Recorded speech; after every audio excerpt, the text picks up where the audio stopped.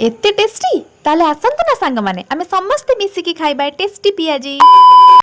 जेहेतु तेल सरी जाइतला तो प्रथमे तेलटा को आगे काटिकी ता बोतल रे भर्ती करदेली आ तापर कौन कली ना पियाज को सब चुन चुन करके काटिकी से प्रथमे लुण को पकेकी भल भाबे चकटी देबे। मु भी बढ़िया भाबे चकटी देली आउ तापरे आपण हिसाब माने आपण हिसाब रे बेसन नेबे पियाज मुताबक।